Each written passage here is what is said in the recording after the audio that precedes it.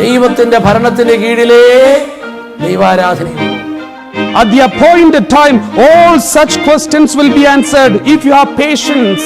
Before you make any covenant or friendship with anyone, take Holy Spirit with you. ജലത്താലും ആത്മാവിനാലും ജനിക്കുന്നില്ലെങ്കിൽ ഒരുവനും ദൈവരാജ്യത്തിൽ പ്രവേശിക്കുക സാധ്യമല്ല. The Lord be with you. Reading from the Holy Gospel according to Saint John. Glory to you, O Lord. Jesus raised his eyes to heaven and said, Father, the hour has come. Glorify your Son, so that your Son may glorify you.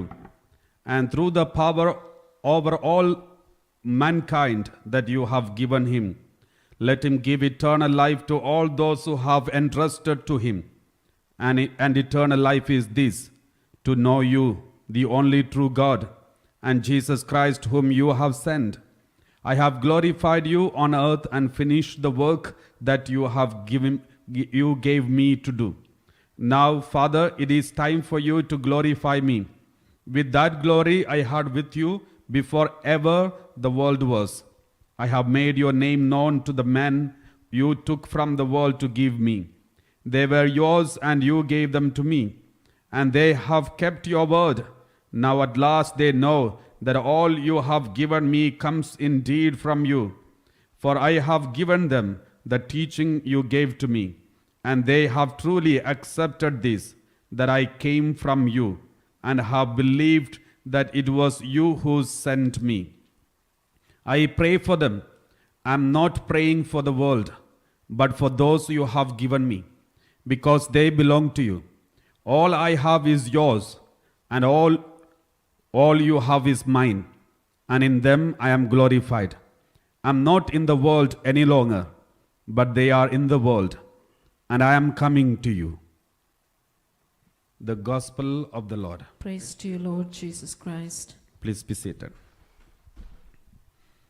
My dear brothers and sisters, these days we were reflecting about Mother Mary as we are preparing ourselves for the visitation of Our Lady, and also the Pentecost day. We were reflecting about different aspects of Our Lady, Mother Mary. So today I would like to speak to you something about Mother Mary, especially some symbolic shadows that we can find in the Bible about Mother Mary, especially in the Old Testament as well as in the New Testament. Some symbolism that we can find in the Bible about Mother Mary. And one of the most powerful type of Mother Mary which we can find in the Old Testament is from the book of Genesis. I would like to start with that. There are many connections that we can get from Bible about Mother Mary.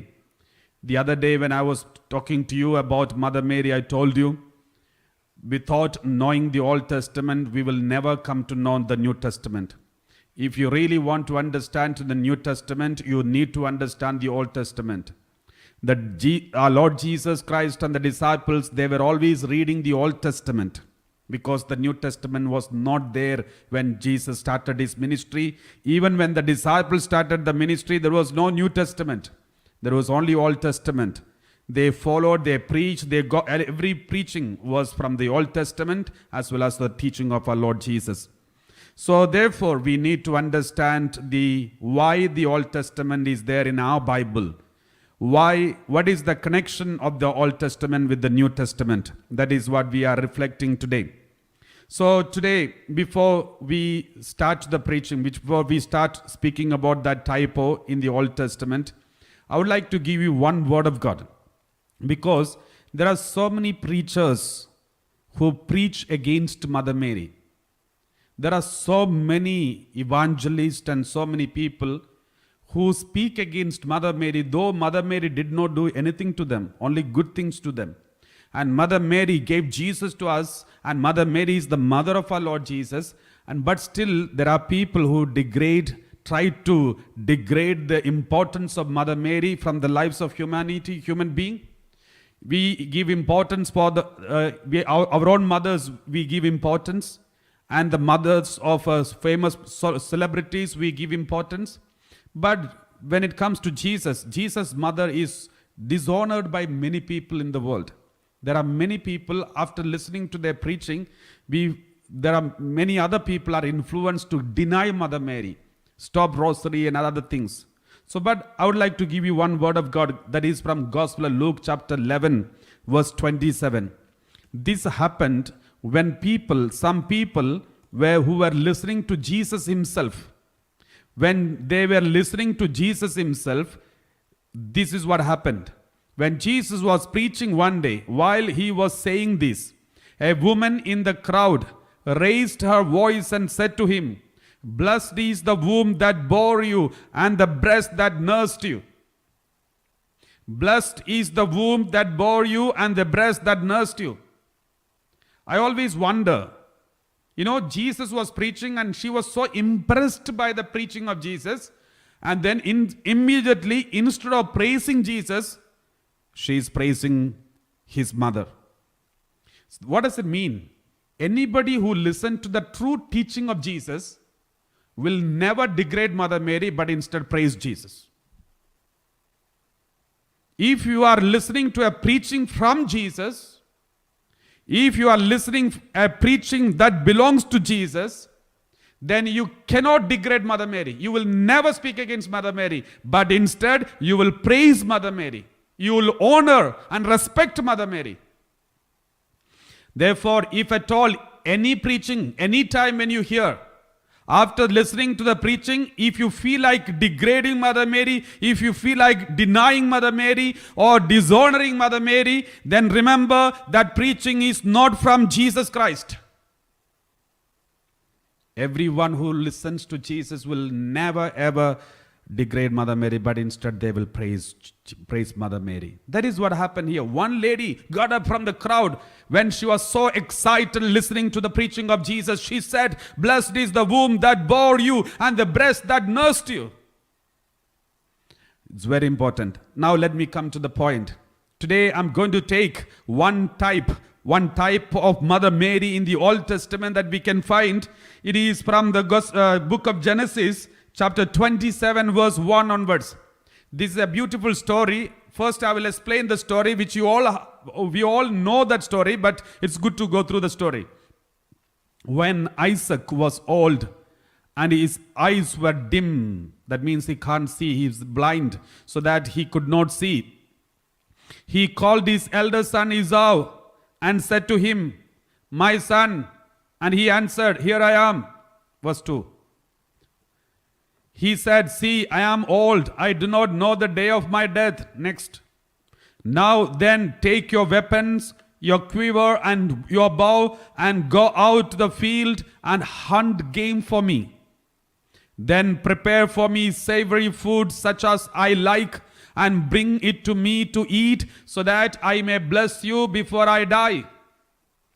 Now Rebekah was listening when Isaac spoke to his son Esau. Rebekah was listening. See, Rebekah and Isaac, husband and wife, they have got two children, Esau and Jacob. They are twin brothers, but Esau is the one who came first. Therefore, he is the elder brother. And Jacob came second. Therefore, he is the second brother. So when Esau went to the field to hunt for game and bring it, Rebekah said to her son Jacob, "I heard your father say to your brother Esau." See, Rebekah seems to be very cunning and crooked. Every time when I read this passage, I feel angry towards Rebekah. Why did Rebekah do this partiality? Showing partiality, favoritism. Some people have got this tendency. They show some favoritism. Many children used to complain, "Father, my mother shows favoritism. My father shows favoritism. They love my brother more than me. They love my sister more than me." So there are people who think like this. Here we can see Rebekah is showing a favoritism. Rebekah said to her son Jacob, "I heard your father say to your brother Esau." Next. Bring me game and prepare for me savory food to eat, that I may bless you before the Lord before I die. Now therefore, my son, obey my word as I command you. Now Rebekah is instigating some crooked message in the mind of Jacob. And she said, go to the flock, get me 2 choice kids. Kids means small lambs, so that I may prepare from them savory food for your father, such as he likes. And you shall take it to your father to eat, so that he may bless you before he dies. You know what kind of blessing it is? Normally, every father has got a special blessing to bless the firstborn child. This blessing is only one blessing. Only one person can get this blessing. So if one blessing is given to one person, it cannot be repeated. So this is how the tradition of Jewish people. There is a special blessing only for the firstborn child. So Esau is supposed to get this firstborn child's blessing, but Rebekah is trying her best and using crookedness and try to get the blessing for her second child, that is Jacob. Now, you shall take it to your father to eat, so that he may bless you before he dies. Next. But Jacob said to his mother Rebekah, look my brother Esau is a hairy man, and I am a man of smooth skin. My body smooth skin, my brother a hairy man. Next one, verse 12.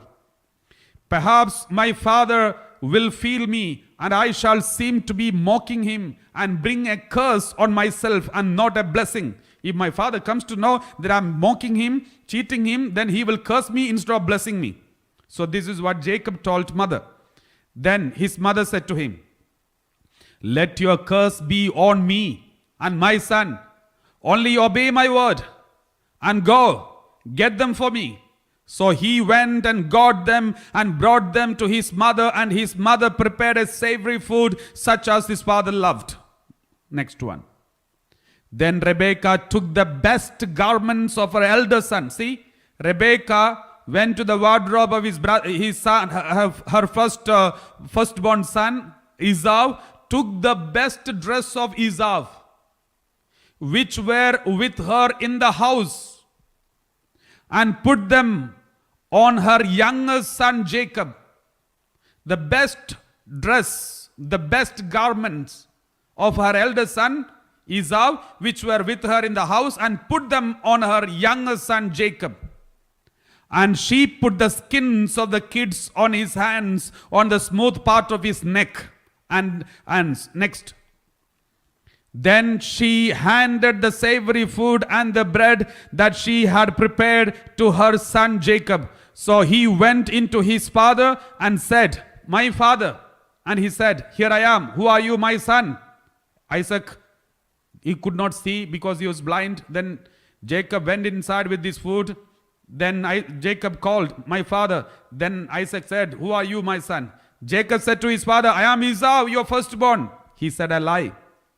He said, I am Esau, your firstborn. I have done as you told me.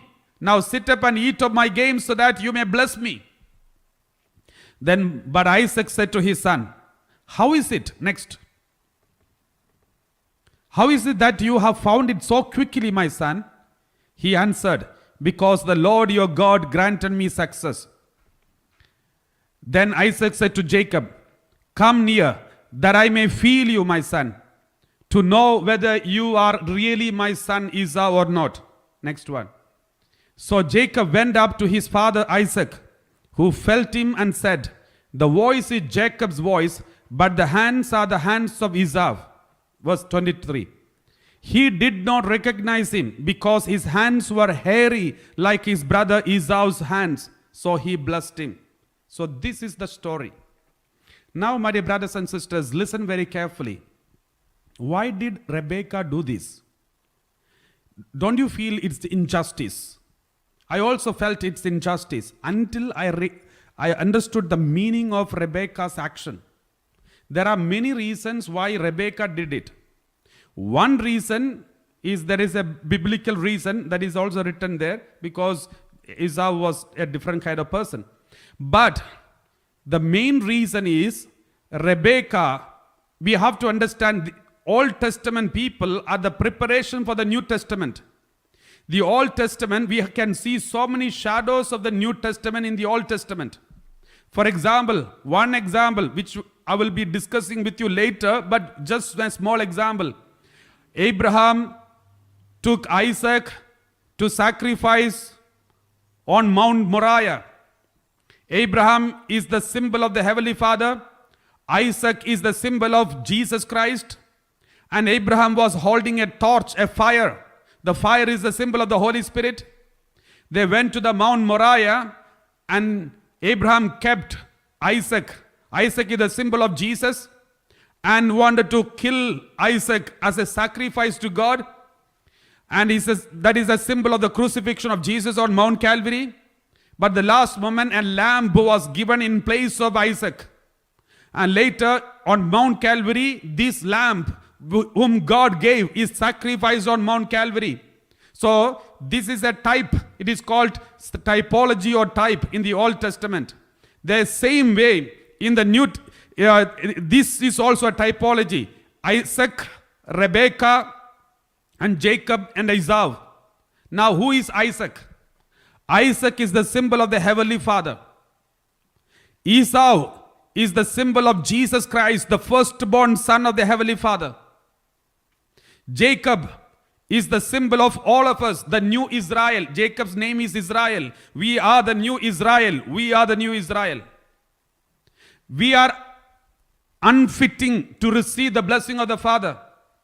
We are not worthy. We are unworthy to receive the blessing of the Father.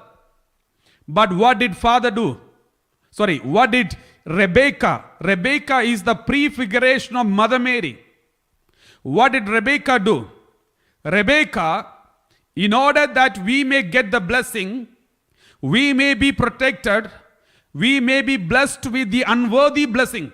We are unworthy to receive the blessing, but we may get this blessing. In order to get the blessing, Rebekah took the best garment of Esau and put it on us, put it on Jacob, the new Israel, and then brought the new Israel in front of the Abba Father, Heavenly Father, and then received the blessing for us. And Jacob received the blessing from the Abba Father. So Rebekah played the role of Mother Mary in this typology.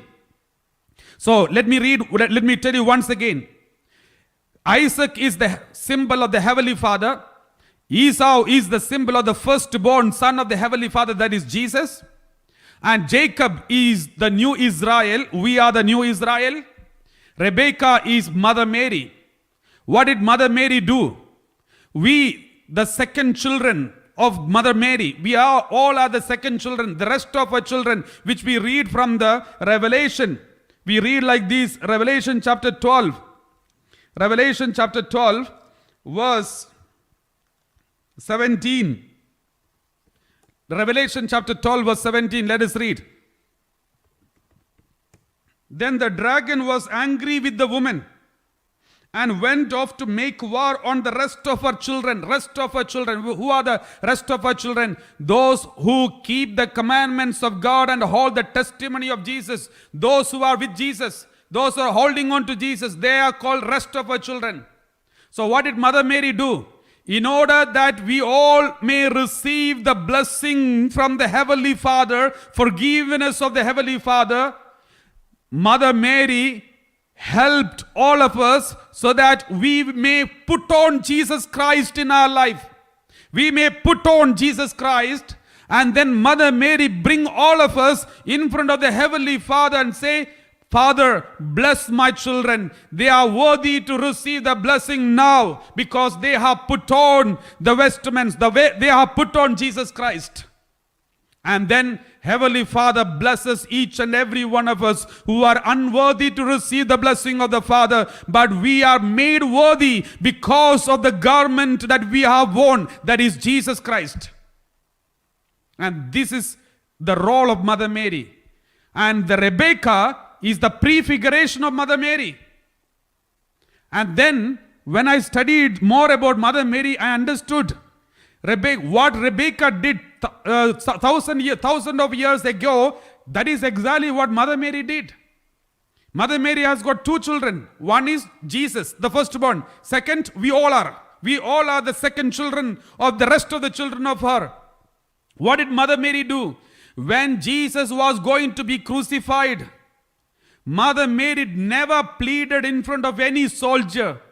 She could have pleaded in front of the soldiers and said, please don't kill my son. He's gone out of mind. Please leave him. I will take him and treat him and I will protect him. I will make sure that he doesn't preach anymore. Mother Mary could have pleaded like this in front of the soldiers, in front of the leaders. But Mother Mary did not plead in front of anyone. Mother Mary did not stop any soldiers who were beating Jesus. Even when on Mount Calvary, when they were nailing the hands of Jesus and the feet of Jesus, Mother Mary kept quiet. Though she was crying, she kept quiet. She never pleaded in front of anyone saying, please save my son. She was keeping quiet. Why? Because she knows, if my firstborn son is killed, my second-born children, the whole humanity, the new Israel will be saved. In order to support us, in order to help us, in order to cover us with the dress of Jesus, in order that we may put on Jesus Christ in our life and receive the blessing from the Heavenly Father, Mother Mary kept a secret silence on Mount Calvary. And this was the silence that Rebekah did in front of Esau. In order that Jacob may be blessed, though he is unworthy to receive the blessing, in order that he may receive the blessing, Rebekah kept silence in front of Esau and tried to protect and heal and bless the second son. And this is very important, my dear brothers and sisters. After I came to know this parallelism, now I love Rebekah a lot because she is the prefiguration of Mother Mary. So this is one example. I'll give you some more examples from the Bible. If you see the Bible, you can see so many parallelism or symbolism in the Bible in the Old Testament and New Testament. The first book of the Bible, that is book of Genesis. The last book of the Bible, that is book of Revelation. When the book of Genesis start, we can see three important characters. The first one, Adam, Eve, and the third one is serpent in the paradise. These are the three characters which you can find in the book of Genesis. Go to the last book of Revelation. There also you can see three characters. That's new Adam, Jesus Christ. New Eve, the woman Mother Mary. And third one, the serpent.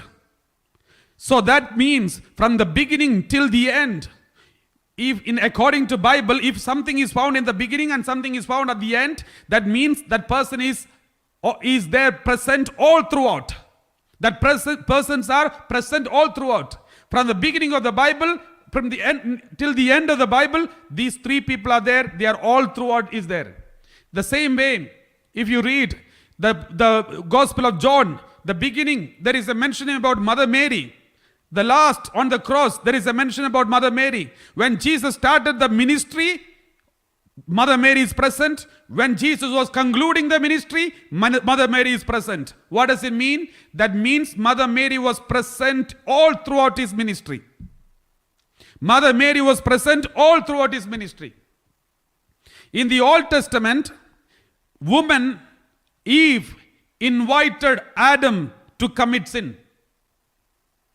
In the New Testament, Gospel of John, when Jesus did not want to start the public ministry, how did Jesus start the public ministry? He was not planning to start the public ministry. But suddenly at wedding at Cana, the new woman, the new Eve, Mother Mary, invited Jesus and said, do it. Start the ministry. So woman, in the Old Testament, woman invited Adam to commit sin. In the New Testament, woman invited Jesus, the new Adam, to start the salvation. So what did Mother Mary say? Mother Mary said when she was asking Jesus, inviting Jesus to start the ministry, what did Mother Mary say? Mother Mary said, son, they don't have wine. Please help them. What does it mean? It is a request from the mother for whole humanity. Everyone falling short of grace. Wine is a symbol of grace. In the Old Testament and also in the New Testament, wine is considered as the grace. So divine grace. So by saying this, Mother Mary was telling her son, these children, they don't have grace. Give them grace. It's an invitation for Jesus to start his public ministry. And instantly, Jesus started the public ministry. So this is one parallelism that we can see. And then another thing I would like to share with you. I told you, in the beginning of the ministry of Jesus, there was Mother Mary. At the end of the ministry of Jesus, there was Mother Mary. What does it mean? Mother Mary is present all throughout the ministry of Jesus. If that's the case, where all we can find the presence of Mother Mary directly or indirectly. I'll give you 2-3 examples. Let us read Gospel of John chapter 8 verse 4 onwards. Gospel of John chapter 8 verse 4 onwards. There you can see there one sinner woman. Sinner woman means a woman was caught in the act of adultery. Remember, no woman can commit adultery alone. There should be a man. According to the law of Moses, if someone is found committing adultery, both woman and man should be punished. But here, in this case, these people who are crooked, who wanted to accuse Jesus and find out some mistake in the life of Jesus, what did they do? They did not bring the man. They only brought the woman. And they said to him, "Teacher, this woman was caught in the very act of committing adultery." Jesus knew these people are crooked, because if this woman was caught in the very act of committing adultery, where is the man? But Jesus did not ask anything, because Jesus knew their crooked mind. What did Jesus do? Next one, verse 5. Now, in the law of Moses commanded us to stone such women.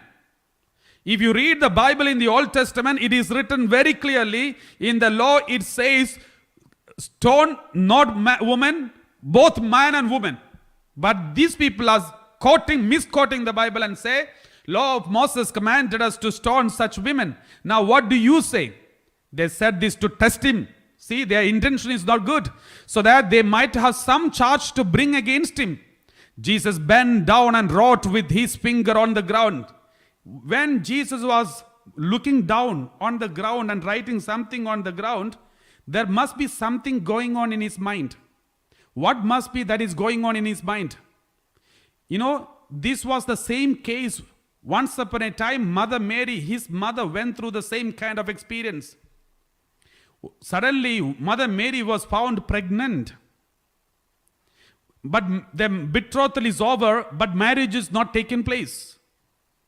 And according to the law of Moses, Mother Mary should be stoned to death, because nobody knows the pregnancy from the Holy Spirit. Even if Mother Mary say, "I'm pregnant from the Holy Spirit," no one will believe it. As per the law of Moses, she should be stoned to death. But there was a righteous man came up in the right moment. That was Joseph. Joseph raised in the right moment, and God intervened, and Joseph protected this woman, Mother Mary, and that is why Jesus is born. We all know Jesus knew this. Jesus knew. Sometime back, my mother was also in such a situation where everyone could have misunderstood my mother and stoned her to death. But at that moment, there was a righteous man stood up and protected my mother. Therefore, this is my time to protect this woman. Then instantly Jesus said like this. Next one. They said this to test him. Next one. When they kept on questioning him, he straightened up and said to them, when they kept on questioning him, what does it mean? They were going on questioning, but Jesus is busy writing down. Most probably he must be busy writing down something about his life or his mother. We don't know. We have no clue. But one thing is sure, Jesus must have remembered his mother. And Jesus must have remembered his father, how he protected his mother. Immediately he straightened up and said to them, "Let anyone among you who is without sin be the first to throw a stone at her." Everybody kept quiet. Everyone left. My dear brothers and sisters, this is one occasion where you can find the presence of Mother Mary in a secret and hidden way. Let us give another occasion. Gospel Luke chapter 7 verse 11. 7:11. There was one lady, widow of Nain. Soon afterwards he went to a town called Nain, and his disciples and a large crowd went with him. This is the only time we read in something about Nain, the town Nain. There is nothing else is referred in the Bible about Nain. This is what happened. As he approached the gate of the town, a man who had died was being carried out. He was his mother's only son, and she was a widow, and with her was a large crowd from the town. Listen very carefully. What is the specialty of this mother? This mother has only one son. She is a widow. She has only one son and she is a widow. And now the son is dead and widow. She is alone. There is nobody to support her. What did Jesus do? Why did Jesus come to Nain? This is the only time he visited Nain. At least in the Bible we don't see any other reference. Why did Jesus come to this Nain, the town Nain? Because that moment Jesus must have remembered his mother. Why? Verse 12. Can you show the verse 12? Why? Because a man who had died, he was his mother's only son. That means there is a mother. She has only one son. She is a widow. Then Jesus must have remembered his mother. His mother is a widow already because Joseph is already dead. And she has only one son, that is Jesus. Soon this son is going to be killed. And then that mother is going to be lonely.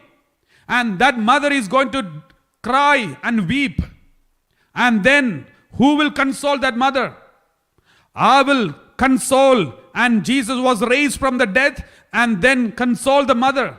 The same situation is the prefiguration is taking place. Jesus looked at the mother. She was widow and she has only one son, and son died. Then suddenly Jesus raised the son from the death and handed over the mother and said, "Don't cry."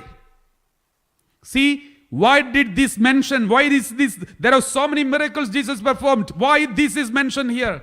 Because secretly in the mind of Jesus, Mother Mary is present. Let us continue reading verse 13.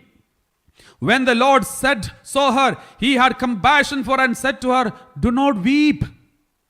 He had compassion for her. Remember, it was not because he had a compassion for the son and saved him. He had compassion for her. This compassion which he showed to her is the compassion which he had towards his mother. And that's why this compassion flowed. I remember these days when some nurses were taking care of COVID-19 people. I asked her, you are risking your life, and even without much protection, you are going and taking care of the COVID-19. Then this nurse told me, "Father, I see my father there. I see my father on the sick bed. Therefore, I can't stop myself. I wanted to go and save her. I saved them." My dear brothers and sisters, this is human being. This is how we behave. And I'm sure when Jesus was raising this son and wiping the tears of this woman, Jesus surely must have remembered his mother in the place of that mother. And that's why Jesus came and said, "Do not weep." That means when Jesus was being crucified on Mount Calvary, Jesus did not get any chance to tell his mother, "Do not weep." Because he was being attacked and flogged and tortured and crucified and nailed and insulted and spat on his face. He had no time to speak to his mother. But he had already talked to her. How? By telling these mothers, "Do not weep, do not cry, don't worry." Jesus was consoling his own mother. I'll give you one more example. Mark chapter 12 verse 44. Mark chapter 12 verse 44. We read like this. Mark chapter 12 verse 44. For all of them have contributed. One day Jesus was in the temple. Everybody was putting some coins in the offertory collection box. They were putting some coins. Some people were putting more, lot of money. And Jesus was watching everyone. Jesus was watching everyone, but one person Jesus noticed in a special way. Who is that? For all of them have contributed out of the abundance, but she, out of her poverty, has put in every... Okay, let us read from 42 onwards. A poor widow, again you can see a widow, came and put in 2 small copper coins, which are worth a penny. And the next one was 43. A poor widow came. Then he called his disciples and said to them, truly, he called all the people, all the disciples, and said, look, there are so many people are putting money in the offertory box, but look at this woman. She's a widow. What is special with her? This poor widow has put in. Then he called his disciples and said to them, truly I tell you, this poor widow has put in more than all those who are contributing to the treasury. She put more than everyone else. Why? Next one, verse 44. Because for all of them have contributed out of their abundance, but she out of her poverty has put everything she had, all she had to live on. She surrendered to God. What is this? Who is this? Jesus said, she's a widow. That means husband is already dead. And what she has only these 2 coins at all. There is nothing else. All she had to live on. But what did she do with that? She gave whatever that she had, she gave completely everything to. The 2 coins she gave completely to Jesus.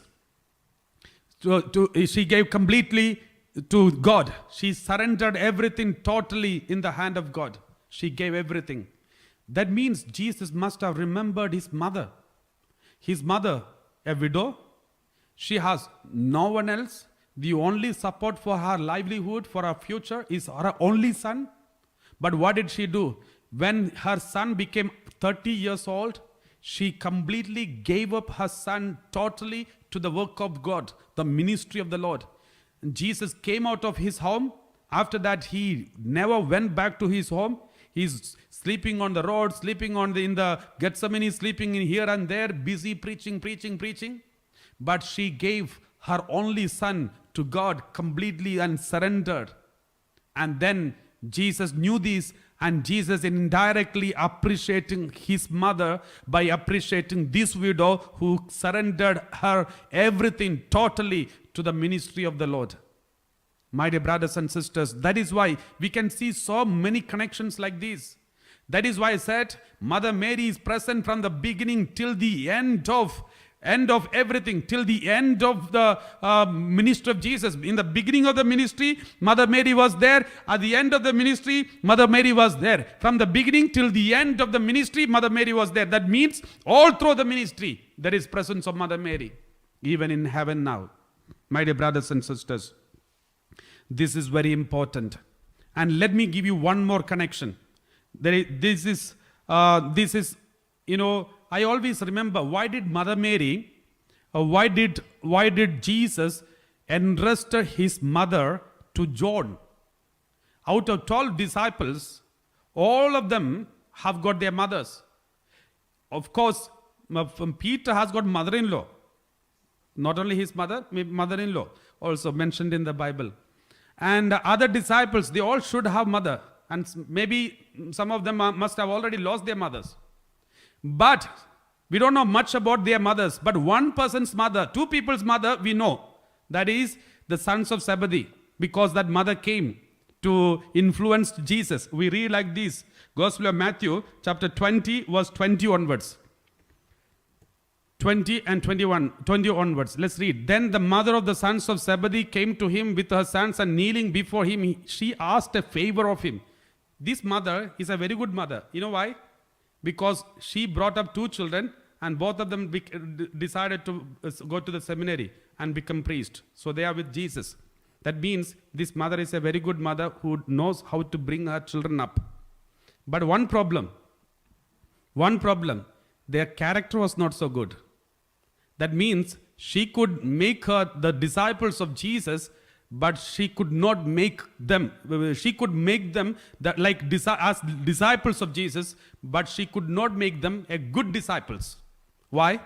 If you read some other passage, Gospel of Luke chapter 9 verse 53 onwards.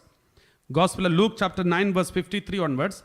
But they did not receive him. You know, when Jesus was going to a Samaritan village, the villagers did not receive Jesus.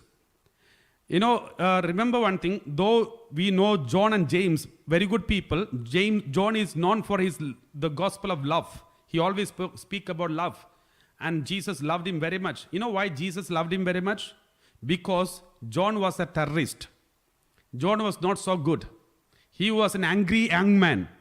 The youthfulness was there in him, and he was an angry young man, and he was like a terrorist. He was not so compassionate, merciful, and a good person. In his heart to heart, he's like a terrorist. He wants to take revenge. How do you know? If you continue reading the same passage, when the Samaritan villagers did not accept Jesus, what did John say? John said, when his disciples James and John saw it, they said, Lord, do you want us to command fire to come down from heaven and consume them? So, John and James wanted to consume with fire, come down from heaven and consume the whole village. These people were worse than Bin Laden. Bin Laden only wanted to destroy two buildings, but these people wanted to destroy the whole village. And that's how these kind of people's behavior. And who is their mother? Mother is the wife of Zebedee. And this Zebedee, the wife of Zebedee, she came and pleaded in front of Jesus. Jesus, give my son, one son first place and the other son second place. If possible, give both of them first place. So this is what she was pleading in front of Jesus. Then Jesus knew this mother is also same like both his children. And that was the reason when Jesus was dying on the Mount Calvary, Jesus decided, in order to save these two sons, John and James, the best way is hand over my mother in their family. They already have a mother, but selfish mother, who wanted everything for her sons. That's all. She's not bothered about other disciples. She wanted the first place and best place for her son. That's how almost all the mothers. But here, Jesus' mother has got a speciality. The mother of Jesus, she had only one son, and she gave her son to the whole world and allowed him to be sacrificed on Mount Calvary. Therefore, Jesus knew if anybody wants to bring their children up like Jesus, they all need Mother Mary in their home. That is why Jesus said, John, take my mother, that's your mother, take her in your home. And then John took her in his home. You know what is the nature of John? He wanted to be the first among all the 12. But Mother Mary went to his home on the day of on Good Friday. On Good Friday when Jesus died. Let us read some passage. Another passage, Gospel of John chapter 20 verse 2 onwards. Gospel of John chapter 20 verse 2 onwards.